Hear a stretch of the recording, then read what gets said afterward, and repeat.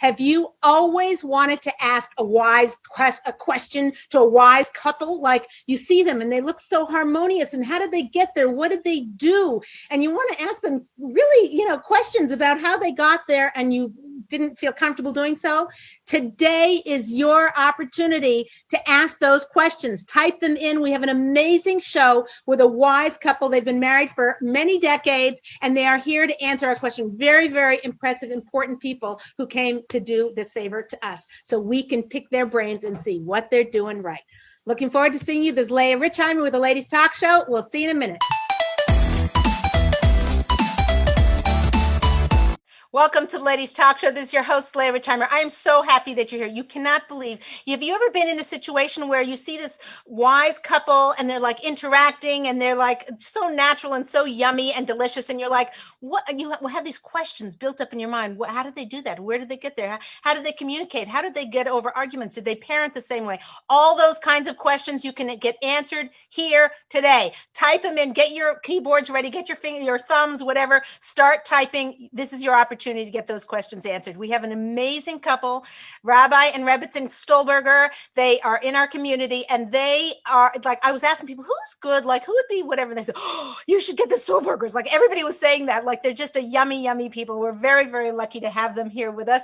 And Rabbi is the dean of Valley Torah High School for over 30 years. He's also the president of the Yeshiva Principals Council of Los Angeles, and he does about 10 classes every week. His wife is also a teacher, and she'll actually tell that because they listen on the bio. So anyway, but they're very, very special, and they're here to share their hearts with us and to help us to have some insights on what works and what doesn't work, and what broke, what didn't break. Start typing. Rabbi Stulberger and Rebbetzin, we're very grateful to you for coming on. Thank you. Welcome to the Ladies Talk Show. Thank you for having us. Great to be here. Thank you. Good. Okay, so we're going to start with the very first question, which is about communication. Everybody knows how important communication is or whatever. When you guys got married, were you like naturally communicators, or, and it clicked right away and you had a problem, you talked about it and you solved it? Or is that something you had to work at, your communication styles, and if so, how did you do that? So to begin with, I'm not really a very big communicator, and to have to do this right now is really difficult for me to do, because I really personally, I'm more reserved. My husband is more of the schmoozer, more of the talker. So it happens to be like when we were dating. So on our third date, my husband, I was not supposed to be told this, but my brother told me if I don't start speaking and talking during our date, he's going to drop me. So I said, okay, I'm going to have to do something. So on the third date, we were on a boat, and I took the paddle and I splashed him. And then he said, okay, there's something going on with this girl. She's just not so sitting there and quietly just, listening. So, it happens to be that I do have to work on communication, and I work on it every day when I have to just say what is on my mind. And, and of course, in a respectful and a nice way, but it's a constant procedure of how to do it and when to do it. And so that's what I'm going to contribute to this answer. That's so cute. But also, you're splashing him. That was your way of letting him know. You were kind of teasing him or whatever. Like, I'm here. I'm not just like that. That's a lesson in itself. In other words, you don't have to follow everything by the book. You can do so. That's very creative. Hold on. It looks like we have a question coming in. Rebbetzin Stulberger, we have one of your students who said, Mora Pesci, you are not reserved.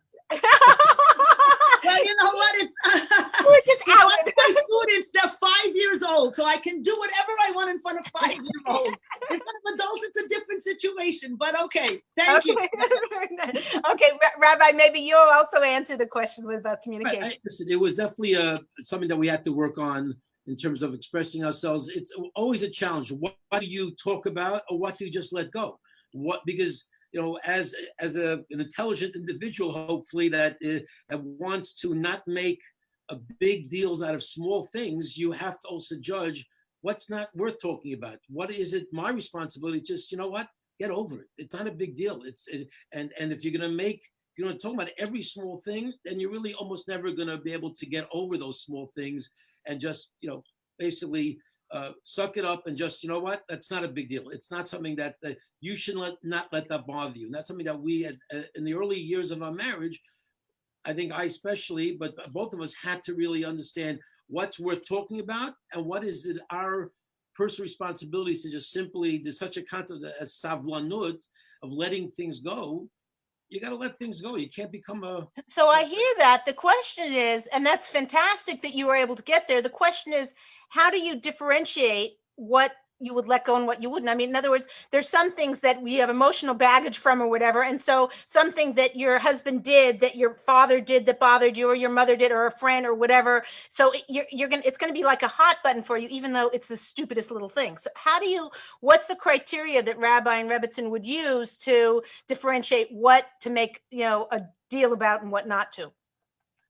Well, I think from my point of view, I think if I see that I can't get it out and it's still with me and it's sort of festering in there after a day or two, and I think it's changed. In other words, I don't think the things that bother me now bothered me when I was 24. Our first year I was 24, Pesha was 21.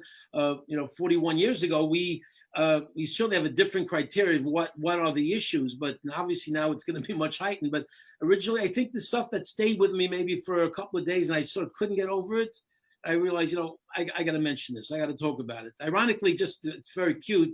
I think our biggest issue in the first year of marriage, since I'm a Hungarian and Hungarians are very into food, was, do you make the things that I just naturally like because you're just an amazing cook? Or should you experiment and come up with new dishes that might be 50-50 whether I like them or not? And I was an old-fashioned guy. Hey, what you make is great. Don't experiment. I like what you make. Just keep. And then her attitude. What do you mean? I want to make new things so we can come up with new ideas, new novel recipes. And I said, I don't need novel. I'm an old-fashioned Hungarian. It's good. Just do what you always do. But we worked it out eventually. Yeah, how did you work it out? You got to tell the punchline to that story. How did it solve? Okay, so I do try new things, and if he likes it, then I continue to make it. If he doesn't like it, I nix it. So, I still try it a little bit for myself, but even I can also just do away with the, new things. I mean, we're very, bottom line is we're not fancy. We're not out there.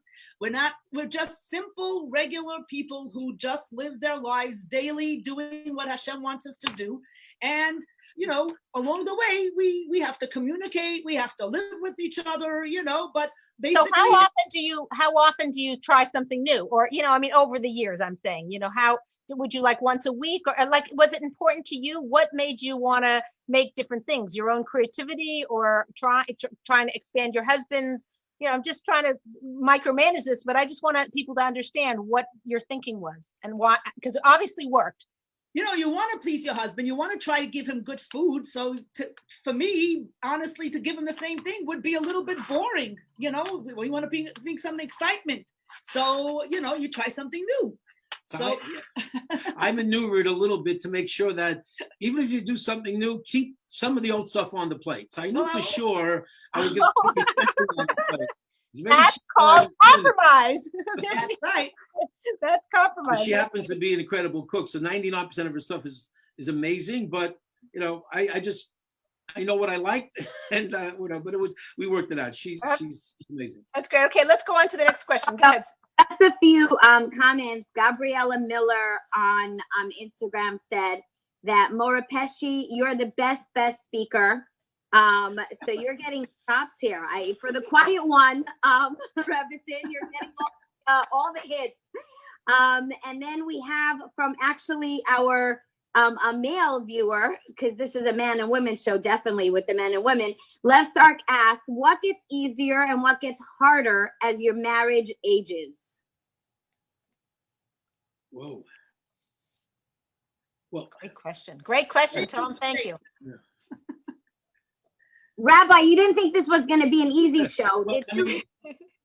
I think what gets easier is just maybe not sweating the small things and just becoming more understanding and being able to just naturally, let things go and, almost communicating it without actually articulating. It's almost like, at this point, we're almost, it's very unusual that we're not going to approach a situation almost the exact same way. After almost over 40 years. But I guess the challenge is just keeping things exciting and keeping things fresh. I had this crazy idea. It's our last year's 40th anniversary. We got to go someplace that we just never went to before. Our vacations were pretty much standard. We go to Eretz Yisrael every January to visit the students, and we go to camp every summer. But I came up with, after 40 years, we're going to Costa Rica, which is something that we would never normally typically do. But you know what, we're going to do something a little bit. So I think there's a responsibility of keeping things fresh and exciting and new, and I think that's maybe where, from my point of view, the challenge comes in. Fantastic. Okay, good. I'm going to go to the next question. Wait, well, can wait on yours there, Sarit. Okay, so the big question, we had a question that came in on email was, were you always on the same page when you were raising children? And how did that work out? Like, did you have nobody has the exact same style. So how did you negotiate those challenges? First of all, one thing that we're on the same page is that our children are given to us as gifts, so that they're not our children to rule over and to maneuver them to whatever we want them to be. So we gave, we're open to knowing that our children are each individuals. They each have to be doing what they need to be doing. And, we knew that up front. So basically we were on the same page and we did that. So even one of our children was listening to not Jewish music. And so we said, you know what, it's fine if you do it, but you need to do it with headsets and no one else in the family could hear. That's, what we needed to do. So we understood that person at that point needed that. And so we did that and allowed him. And up until today, that child still listens to a lot of, country music and, but that's what that child needs. And that's what he does. Wow. Even after they get married and they have their own children, you still worry about them. Baruch Hashem. But the question was, how did you guys were on the same page with it? I mean, it seems like one of you might have said, no, we should, tell them no way, no headphones, no nothing out of the house. How did you? Well, I mean, I think we just had a natural sense of, something that, first of all, we're both educators, so we sort of understand a child's mind and the openness that they need to feel comfortable in growing up in. They need to feel acceptance. And I deal with teenagers, and even 6-year-olds, need to have that. So we sort of incorporate our educational philosophy into our parenting philosophy. We didn't feel a vested interest. Our kids are not our image machines. We're not into using our kids for us to look good. I've seen the devastation of what that mentality does. Wow. Of not giving kids the right environment because it's bad for the shidduch resume of your sister. All of that craziness of the sort of superficiality of the world, we just saw through it right from the get-go. We knew this is not the way we want to lead our lives and raise our kids. Also, one of the great lines that I heard that stuck with me throughout my life is Rav Gifter's lines that Sal, the great Rosh Yeshiva, tells. And he said, it used to be back in Europe that you had a goal for your children to become gedolim, to become great tzaddikises and great Rosh Yeshivas. That was like a legitimate goal. He says, in today's world, normal, which is Yiddish for normal. Okay, that should be your goal. Your goal should be to raise a healthy, well-adjusted child. And the way you do that is give them space, give them love, give them support. So once you remove that personal agenda and your goal is to raise happy, wonderful kids, takes away a lot of the pressures. And that was always it's gorgeous what you're saying. These are like words of gold, but that was always the truth. Can you think back to an incident where you were like, you had totally different agendas and you're like, that camp, we can't send to that camp. And he wants one camp and you want the other. And well, no, but there's one thing that we did collectively agree on that required a third party was, where do we send our children? In LA, even when we moved here back in '86, we had a choice. Do you go to the more right-wing, so to speak, school, or do you send to the local schools? Do you support the local Mossad, the local institution, or not? And we asked, we called up Rosh Yeshiva, we asked a Shaila, and we got the answer that we wanted to get, in terms of just, we wanted the truth. We wanted the Das Torah. And that's also what you're supposed to do. If there is an issue that comes up, you're supposed to ask a third party, a Rav or a Gadol, for advice, what to do. An older, wiser person, somebody who's been through it and has seen a lot. Hold on, we got questions coming in. Go ahead. Oh, yeah. So before I get to the question, Rabbi Stulberger, I do have to personally thank Rabbi Stulberger. You know, Leah will tell you, my husband gets the brunt of the abuse on this show because I'm constantly talking about him and all the wonderful things he does. But also, hold on, let me just let them know. We did ask many shilas, and we have rishus for her. It's not lashon hara. It's instructive. We asked a lot of people. My husband is totally all for it. Yeah. But it happens to be that Rabbi Stulberger was my husband's principal, and my husband got to see this part of Rabbi Stulberger always guiding with where the child needs to be. Until today, my husband still turns to Rabbi Stulberger about our own children. Wow. And when we have questions, how do we grapple with it? Rabbi Stulberger is like our third party. Wow. So I just had to give a personal thank you. It was, Making me cry. Yeah, well, I really believe Rabbi Stulberger is the reason my husband is the man he is today. So thank you, really. Thank you. Wow. Thank you. Okay. Leah, give herself some credit too. A little credit to Sarit. You're Sarit. You get a lot of credit too. Yeah, Baruch Hashem. Behind every good man, there's a good woman. That's it. Yes, amazing woman. Okay, so a question came in.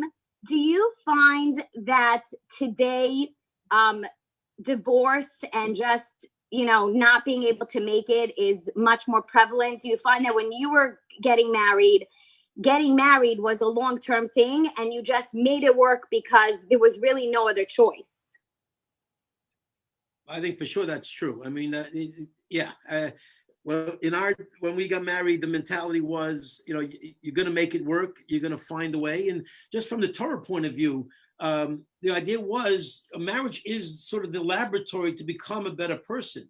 So you really weren't, divorce becomes a very quick option when you look at marriage from a self-serving point of view. And if I'm not getting what I want from a marriage, well, then I might have to look elsewhere. But if the whole purpose of a marriage is for the two people to work together to become better individuals, better Jews, better people, well, then the idea of adjusting and working on yourself doesn't become abhorrent. It becomes part of the process, and you welcome it and you embrace it. So certainly I think in today's world, way too many couples are approaching a marriage with expectations of what I'm going to get out of it. There's a reach my threshold of what I need and want in a marriage, as opposed to, I think, the way marriage was designed as a laboratory to have two people work with each other and work on themselves to become a better people and to create a unit beyond themselves.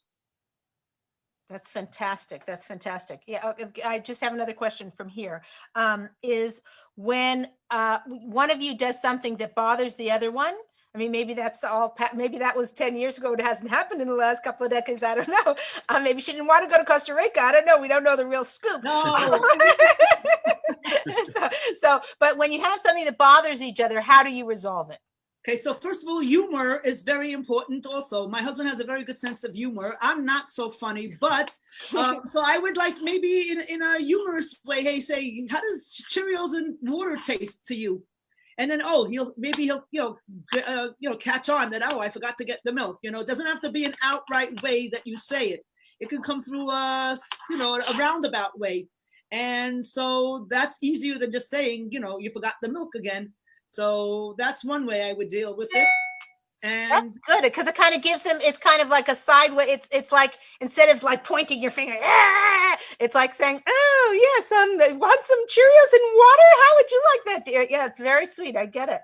Now let's reverse shoes on the other foot, Rabbi. You asked her, you haven't made that Hungarian goulash for so long. Can you please? I really want that thing. And she hasn't. And then she says, tonight I'm going to do it. And then you get home and there's macaroni cheese sitting on the thing. Yeah. How would Rabbi? Well, I mean, let me jump to actually a case in point that actually happened, because honestly, those things it's hard to even imagine we'd even, have an issue about it. But I remember when my mom wasn't well, Allah Shalom, there were times in terms of, dealing with her, and she was in the house and she was suffering from Alzheimer's. I remember there were times when obviously I'm the biological son, she's a daughter-in-law, and sometimes you can have a different approach. Some maybe the kids, also the grandchildren might have been involved in some level. So, it does raise sometimes some serious issues. I remember, again, feeling that, let's go out, let's take a drive, let's go out to eat. As Pesci said before, we try to get out at least once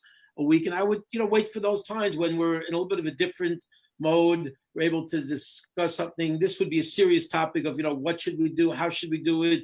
Something that maybe, I'd like you to deal with this situation differently. Then she can tell me what maybe I was doing that she wouldn't want to do. So I think waiting for that time when we're calm, when it's not in the heat of the moment, we're on a drive, we're in a restaurant, we're eating out. I think that would be a strategy that I did use. I remember years ago, but I did use that to try to find a better time to discuss it, not when the emotions are very high. Yeah, that's fantastic. The question about that is, here's the issue with date night is that, and I get this question a ton, not during COVID. I haven't got it once in 6 months, but the question is on date night, we go on date night, we end up arguing the entire time about which camp the kid should go to, that how my husband is treating that kid, I think should be different. I saved them all up. And then we go to our quote unquote date night and we don't even enjoy the food. So how do you balance between actually having a relaxing, just enjoyable time together versus solving all the world's problems in the date night? Well, I'm not sure. We don't really have that much, Baruch Hashem. I mean, now we're just enjoying ourselves. I mean, I'm saying right now, it's been like, Baruch Hashem, our kids are all married and, they're all away from the, and so actually, what we did do? When we moved out of our house, because we used to live, when we lived in our house, we had children living in our house with us all the time. So we just said, you know what, we've had it. We moved out of the house. We let my children live in the house and we moved into an apartment for now. And so we have our peace and quiet and we can talk whenever we want without any disturbance. So that's very well. Move out of your house. That's a clever way to sort of deal with and ratchet down the tensions that would entail. I can't believe you always had kids living in the house. That's okay. We have a question coming in. Sarit, go ahead. Sorry. Very it. Okay, so it sounds like a couple of people are like saying it sounds like obviously that they were they're what we would call bashert, people that are just naturally, their personalities naturally mesh, and it sounds like this has been something that they've had for quite some time. So a couple of people are asking, what about couples who there's a spark and there's a lot of connection and obviously they're very much in tune when they get married, but as they're married, they realize they really are not on the same page. Like you guys sound like you're very on the same page when it comes to your kids.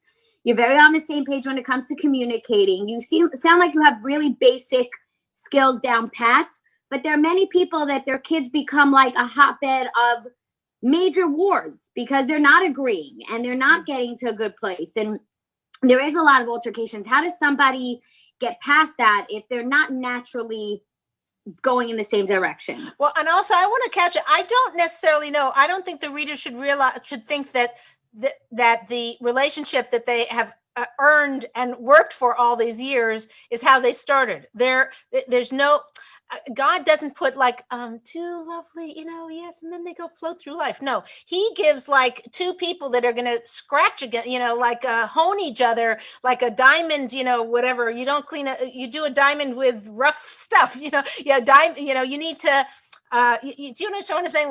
Like a sandpaper to smooth it out and make them then get cozy. So you're seeing the finished product of 41 years of work. So if you guys could share that journey so people could relate to what it took for you to be as yummy as you are.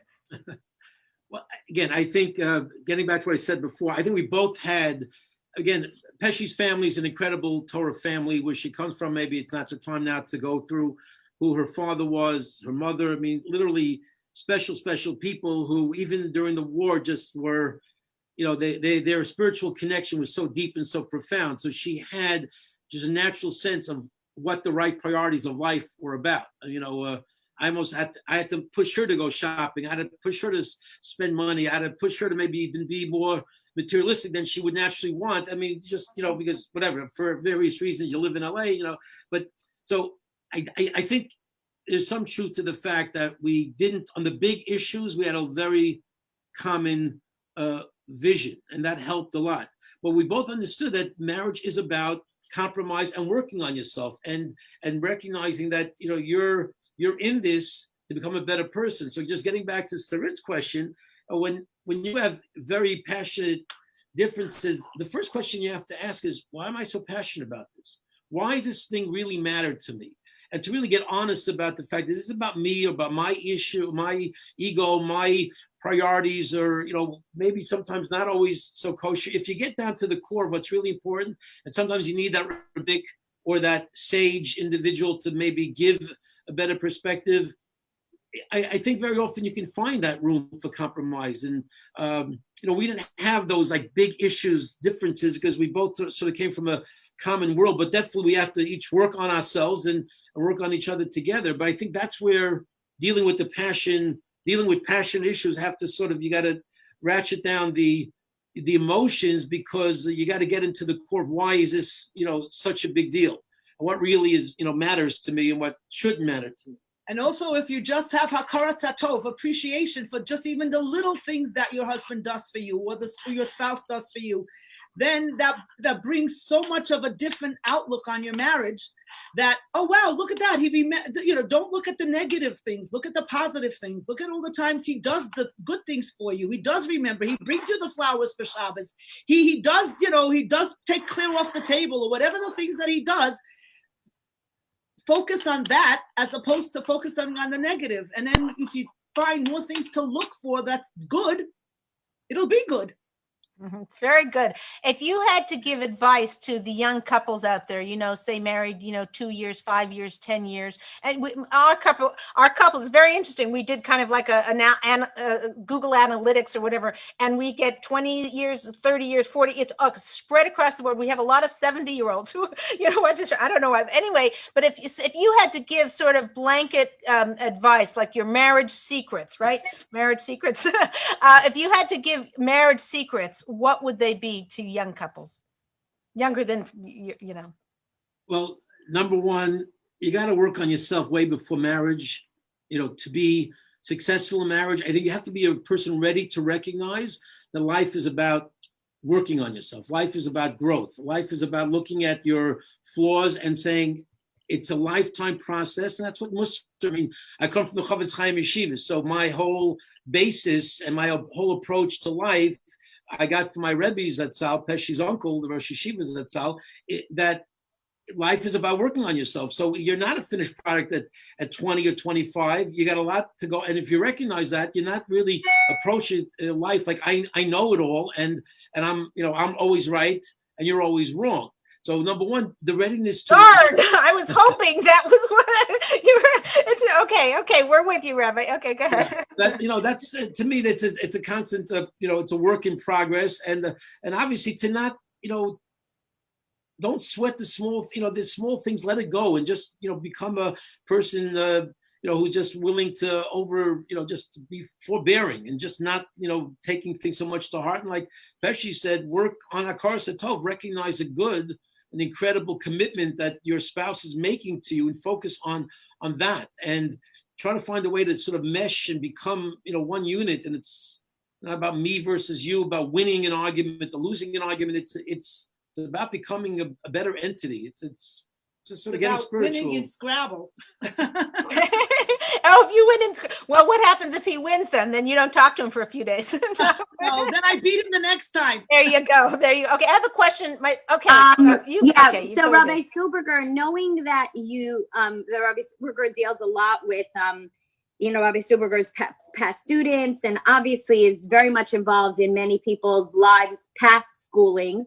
What is Rabbi Stulberger seeing to be the most prevalent issue right now for couples? Because I find like young couples are grappling with a lot more stuff than they ever were. What does Rabbi Stulberger see as like the number one cause of friction that's currently happening in with young couples today?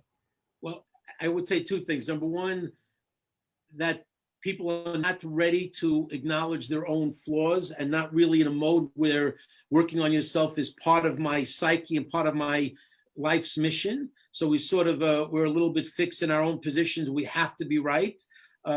That's one aspect where we're not open to that approach of self-improvement and recognizing that we might be at fault. But another much more complicated issue, and this is why, and I tell the girls all the time, I tell the boys too, but I tell the girls, maybe more, and the high school girls, that, you have to be so careful who you're marrying today, because there's so many other issues that come in that could be so complicating in terms of the marriage, whether the addictions that can come in, the reliance on technology, and you could be dating this wonderful guy and he seems so great, but there's a whole other world of what he might be involved in based on the challenges that kids face today, which kids become young adults. And then if you haven't worked, that's what I'm saying, you have to work on yourself before. But because if there are things that are gnawing at you and pulling you down, gambling or drugs or drinking or whatever, the technology or the pornography, whatever, there's so many issues that could be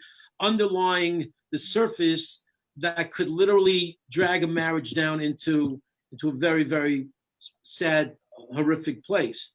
So you really, these are the things that, you don't want to go into marriage with that kind of a burden, and you don't want to put that on your spouse. So you really have to get yourself ready before you're married so that you don't bring this into the marriage. And that's a big problem today, because people don't do that. People don't work first determine, am I really ready for marriage, before they just jump in.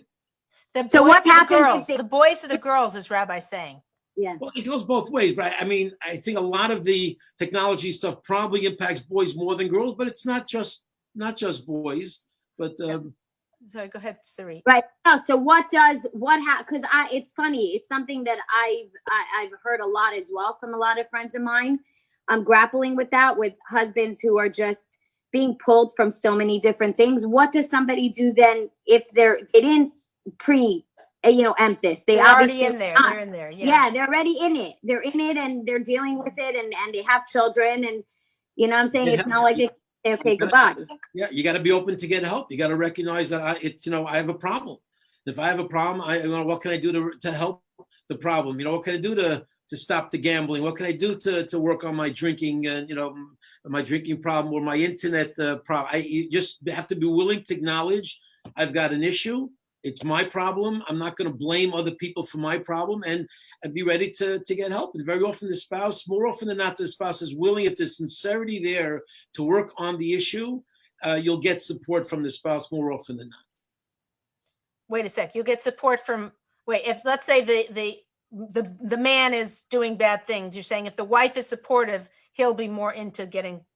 Yeah, and that if the man is honest and says, you know what, honey, I'm in a bad place, and the marriage problems we have are not on you, they're on me, because of what I'm involved with and what I'm doing and how I'm going other places, and I'm just not there with you and for you. If you truly sincerely work on that, and the spouse sees that you're sincere and not just paying lip service to the problem, then more often than not you'll get support and a willingness to work on it together with the spouse. But if you're just deceptive and lying and and name calling and not ready to confront the issue that really is the issue, it's going to be a problem. Going to be a problem. Okay, I wanted to get into the issue of forgiveness, because this is something that I get a lot of emails about, or I have students who they get maybe the apology even from their spouse for doing the thing, but they can't let it go. There's such an issue today, and it's perfect for this week because it's Elul and Rosh Hashanah is coming, and this is the time of tshuva, of forgiveness and returning to, getting back to equilibrium in our relationships and with God especially. But forgiveness, there are many people who are holding things, and they might even get a perfunctory, I said I'm sorry, like that really sunk in, and the apology isn't genuine. And even if the person says it's genuine, you don't feel like there's any hope that they're not going to do it again. And it's a big issue, because a woman feels like, I had a woman, this is a few weeks ago, emailed me and said, she's talked this to death with her husband. She still does not feel like he gets it. And she just doesn't feel like she can be close to him with this big, boulder in between the relationship. Now, I did go back with her and asked her a little bit about, is is he really genuinely apologizing and she has an inability to forgive? Or is it really, is it him? Is it her? It was a little bit hard to differentiate. But I'd like to hear from Rabbi and Rebbetzin your thoughts on things that, obviously with the shalom and the harmony in your marriage, there's forgiveness there. Because I mean, maybe you're the two perfect people in the world. I don't know. But, probably there were things that had to be, there had to be forgiveness on many different occasions for big or for small. But particularly for bigger things, if you could, shed some light for us on how you work through those so that those are behind you, they're in the past, there's a reconnection that so that people aren't carrying it through. That's the question. Okay, so first of all, we always have to have Hashem in the picture. God's in the picture. So you always turn to Hashem, you daven to him, you ask him to help you, to give you advice, to help you with the situation. And also know that whatever did happen, it wasn't, it's your husband that perpetrated it. He did it. But it ended up really coming from, ultimately, it all comes, bottom line, it comes from God. It comes from Hashem. So if you have an issue, then it's something that you need to also work out with between you and God. Fantastic. Because otherwise, that's where it ultimately comes from. If a person believes that anything that happens to them is for good and that anything happens, it's not because that person did it to you. He was the shaliach, he was the messenger, but it all came from God. You have a connection with God, then it makes things a little bit easier to forgive, to forget, and to know that this is what's supposed to happen to you. And, you do the best you can, you work on it, you do whatever you can. So when fantastic, brilliant cement, you just poured the cement foundation on this gorgeous house. What you said, then you have to work on it and you have to, what does that work entail? What is the, stepping out of your own emotional, this world of mirrors, as they say, how do you step out of that so that you can actually, it was meant to happen, but your husband still, was supposed to take you out to dinner and he completely blew it and didn't come home from work and didn't call and whatever, and you're all dressed and you can't get that out of your heart, out of your memory, out of your mind. How do you forgive? I'm giving a really dumb example because things that I've heard a lot of sadder things than that, but I'm just giving an example you can discuss. Well, I think what Pesci says is perfect. If your perspective and you live it and you work on yourself, again, all of these things are emotions and attitudes that need to be worked on throughout our lives, and going to vadim or whatever it might be that a person can do, going to shurim and really constantly thinking about it. But if you have a perspective of Gamzul Tova, that this happened to me, because all for the good, good. Yeah. Right. If somebody, you didn't tell me that the car was on empty when you lent me the car, or, you're supposed to fill up the car. I thought you did. Right. And now the car is empty and now I'm stuck on the highway. That could be really, really challenging. But if the right of way is, okay, HaKadosh Baruch Hu wants me here. This is where I needed to be because it happened.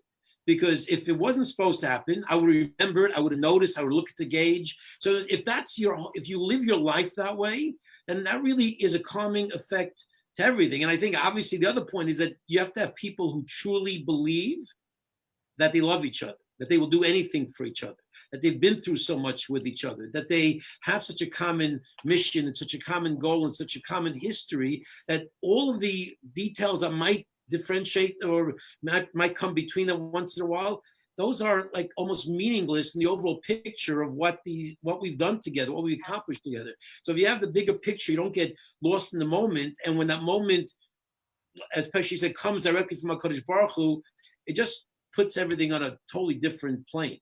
It's fantastic. It's gorgeous. Okay, we've got a bunch of questions I see here. Okay, go ahead. Yes. So either Rabbi Rebbetzin, do you believe that a couple can make it work if only one spouse is willing to look at the bigger picture and not get stuck in the little details? To me, it doesn't seem possible. You'd have to find a way to get that other spouse somehow to wake up to the reality that if they're perfect, then maybe you can get it done. But that very element makes them imperfect if they think that they're that they don't have any flaws. So to me, would be very hard. Be very hard. And just a little bit of, we have from our Masorah about that, is that there is always something that a wife can do. I know we talk about victimhood a lot in Ladies Talk Show about, you're blaming the victim, like my husband's the one with the problem, why are you saying that I should do and it's not blaming the victim. It's trying to empower women and men also, but empower people to understand that there's always something you can do. So if you're horribly upset about something and you're wagging your finger and you're whatever, it's not working. You've been wagging your finger for a year and he still hasn't apologized, or it still isn't better, or whatever. Do some brainstorming. Call up somebody wiser people and say, what can I do? And they'll say, oh, I had a student with the same problem. You know what they did? They bought their husbands an alarm clock, and then they didn't have to worry about him to be work on time ever again. Who knows? But women get so, is the word myopic, like this, or people, get like this, and they keep doing it, and he won't change. There's always something you can do. If you can't think of it, get a friend, a good confidant who's going to bolster you up and strengthen you, not say, oh, what a jerk your husband is. No, you need to have somebody who's supportive and say, oh, I understand how hard that must be for you and how hard it feels. But if you see it from his side, he's just, trying to make a living for the family, or maybe he's not, maybe that's the problem. But they can help you see it from a positive aspect. But the key here is there is always something you can do. We know that from our Masorah. God doesn't put us in a crucible and in a horrible situation with nothing we can do, whether it's only if it's even changing our attitude or getting closer to God and praying to him and say, please make the situation better. That is something you can do that is empowering and makes you feel like, you know what, I tried everything. I'm just going to pray now. So that's one of the key things that we understand from our Masorah. Okay, go ahead with the other question, Sari. And I was just going to say, my husband actually walked in while this was all going on, and he said, I love Rabbi Stulberger. So he gave a shout out. Mm-hmm. But he actually said, if only, tell Leah, if only women would just tell their man what they want without trying to expect them to guess at it, or just be specific, be straight, stop trying to make them because women in general, we think a guy should know us. If he loves us, he'll know what we want, and he'll know how we feel, and he'll know what we need. And my husband's like, we don't. We're clueless. We know nothing. Just tell us what you want. Right. Can I just jump in there? For example, okay, years ago, I try to buy Pesci jewelry every once in a while, and then I bought her something, and I recognized, I think it was 2 in a row, that I didn't get the response that I expected. So I got smart, because basically what I noticed is that she has daughters who have extreme, eloquent, exquisite taste. I said, you know what, from now on, instead of me going to Zales or going to some jeweler and picking something up, I'm going to have my daughters pick them out, because I know that Pesci will like what they pick out as opposed to what I pick out. So, if you get your ego out of it, because if you're buying a gift to make her happy, then why should she have to exchange it? Let her be happy for the very first time. So sometimes you have to be. That's fantastic. Women, send that clip to your husband. Okay, that's very good. Okay, good. I think we got time for one last question, Sari. Go ahead. Yeah, no. So by the way, that's beautiful. That whole thing about asking a child, that's what you need your children for. So you could go to them and say, find out what your mom wants. Absolutely. That's right. And just tell me. Yeah, so that was actually what some of the people, by the way, that whole conversation just got tons of hearts on Instagram. So I think people really relate to that there's this difference between men and women that is not so clear. And that was one of the things someone was saying is, how do you not allow all the gripes and all, meaning now moving forward, let's say a couple wants to take your advice, your wise wisdom, and go forward with it. How do they proceed without letting all the baggage from before kind of bring them down? Well, I can just jump in again. The tour, Pesci had said 2 words before that. 2 different very wise people in different classes that I've gone to over the years, I've heard this quote. One was actually from a friend who went to his Rebbe, who was my Rebbe, and asked him, give me the key to marriage. And another person in Eretz Yisrael asked another wonderful Talmud Chacham, those same, what's the key to marriage? And they both answered the exact same words, Hakaras Hatov. I think if a person is infused every day with absolute overwhelming gratitude to their spouse for all of the positive things that they do, it will dwarf all of the negative, because it does dwarf it. There's so much more positive that couples have gone through and are continuing to, to persevere with, and the raising kids and all the other challenges that we face, the financial challenges. That's a very big one.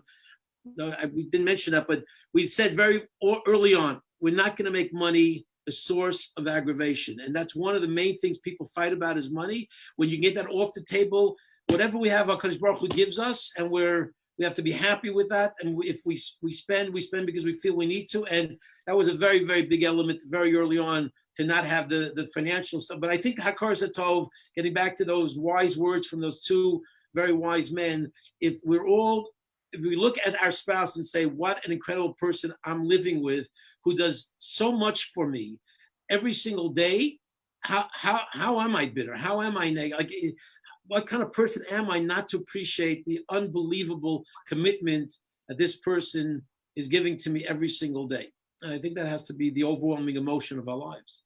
That's fantastic. That's a wonderful send-off. I want to thank you both so much. I mean, was this the most precious, yummy? I feel like we got so much out of you. I'm so grateful. How can people reach you or look at more things from you? Well, Torah anytime? Well, Torah anytime, or we both have emails, and everyone knows our cell phone numbers. We are, we don't hide our numbers. We're available for people, and you can always call Valley Torah, or you can call Yeshiva Katana and get a message to Pesci. Yeah. Okay. They can find you. They can either go right there to Torah anytime, and there they'll be able to, there's a thing you can follow me or whatever to listen to Rabbi's ongoing classes. He teaches many, many classes. They're all listed on Torah anytime, or at Valley Torah High School in Los Angeles. You can track them down. I'm very, very grateful to you for being our role models and our it's kind of like the gap from where we are to where we want to get to. And I'm really, really grateful to you. Thank you so much. You should both be blessed with Gamar Chasim Tov. You should have a happy new year. And thank you very much for being on the everyone out there. Yeah, thank you. Everybody should have a healthy, peaceful year, a Shalom Bayis year. And Amen. Okay. Thank you so much for having us. Thanks for being on the show. Take care. Bye. Thank you. Bye-bye. This is Leah Richheimer for the Ladies Talk Show. We'll see you next time.